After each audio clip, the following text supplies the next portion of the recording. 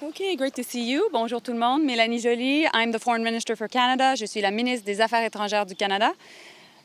So we've had very productive meetings here at the G7. I want to thank my good friend and host, Annalena Baerbock, for her great leadership of the G7 since the beginning of the year and of the crisis. And also, I'm coming back from Kyiv. I was there with Prime Minister Trudeau over the weekend. One of the key takeaways that we had as the Canadian delegation is how much many cities across Ukraine, and particularly where we were, Irpin, are facing a huge demining issue. And families cannot go back to their homes or go back, and kids cannot go back to parks or playgrounds because there's so many landmines across the country. Now, Canada has been spearheading the issue of landmines for years. There is an important Ottawa Convention on the question of landmines. So we have announced support to map these landmines across Ukraine and also educate the population. But we need to do more, and we will do more. And the reconstruction of Ukraine cannot be done without demining. Second issue I wanted to address with you is certainly the question of food security. We know now that millions of tons of grains are now stuck in silos across Ukraine. We need to make sure that these cereals are sent to the world. If not, millions of people will be facing famine, particularly in the Middle East and Africa. And in that context, Canada will help. We are an agricultural power. We have a lot of knowledge and expertise in grain growing and grain shipping, and we will make sure to free Ukrainian wheat. Donc en français, bear with me. Voilà, je reviens. Je tiens à remercier mon homologue, la ministre des Affaires étrangères, Annalena Baerbock, pour son incroyable leadership tout au cours de cette rencontre du G7. Nous avons eu l'occasion de parler de plusieurs enjeux, mais particulièrement, tous les deux, nous revenons d'une visite à Kyiv. Une des choses qui est inévitable lorsqu'on se rend en Ukraine, c'est de voir à quel point il y a une présence de mines antipersonnelles partout à travers le territoire. Et donc, dans les circonstances, puisque le Canada a toujours démontré un leadership en matière de déminage, et particulièrement sur la question des mines antipersonnelles, nous allons en faire plus et nous devons procéder au déminage de l'Ukraine pour permettre la reconstruction de l'Ukraine. C'est fondamental de procéder au déminage de l'Ukraine pour reconstruire l'Ukraine. Et dans les circonstances, nous allons travailler certainement pour cartographier les mines, mais plus que ça, pour éduquer et éventuellement déminer. L'autre enjeu, c'est certainement la question de la sécurité alimentaire. Nous sommes très préoccupés par les questions de sécurité alimentaire. Pourquoi? Parce qu'il y a des millions de tonnes de céréales qui sont présentement pris dans les silos à grains de l'Ukraine. Et pour faire en sorte d'empêcher la famine de plusieurs personnes partout à travers le Moyen-Orient, également partout à travers l'Afrique, nous devons faire en sorte de libérer les grains, d'acheminer les grains de l'Ukraine un peu partout à travers l'Europe pour éventuellement se rendre en Afrique et au Moyen-Orient. Le Canada a beaucoup d'expertise en matière, certainement, d'agriculture.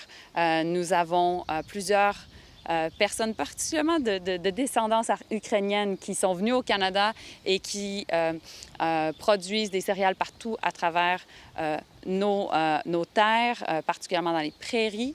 Et dans les circonstances, nous avons l'expertise pour acheminer le grain et aider les Ukrainiens à faire en sorte, justement, de se préparer pour la prochaine récolte. Parce qu'on doit libérer les silos à grains pour faire en sorte, par la suite, que la prochaine récolte puisse être entreposée. Donc, voilà. Minister, Yes. question on NATO. Yes. Turkey has said it's going to block the accession of Sweden to NATO. What is your message to Turkey?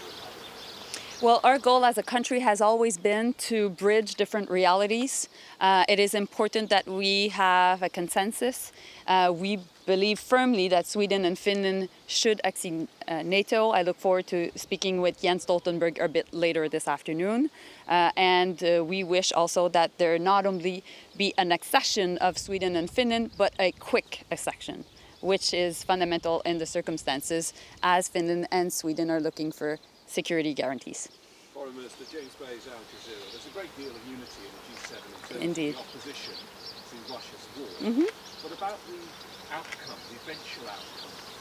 Chancellor Schulz had a call with President Putin. He said the number one priority was an immediate ceasefire. And yet you speak to the Ukrainians, like sat down with Foreign Minister for Labour yesterday afternoon. He said he won't accept any outcome that doesn't return all the territory from Ukraine, including Crimea. So there are differences on this. How do you bridge those differences and what is Canada's? Well, our position is that Ukraine should decide that.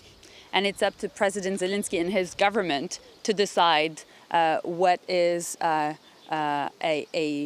peaceful settlement, because it is in line with recognizing their sovereignty and territorial integrity. And it is a democratically elected government, and they need to make sure that they're supported by their people when taking that decision. So they've said they want it all back. You support them. You will help them until they get it all back. We will work with the Zelensky government. We've been providing weapons. We've been imposing strong sanctions. And at the end of the day, this is a government that needs to take their decision. Meanwhile, what Canada is doing is that we're providing expertise and counseling to the Ukrainian negotiators. We've been working with them, we've been advising them, and it is important that they get the right security mechanism, but at the same time that they're well suited to do these negotiations. We all know at this point that negotiations at this time are not happening.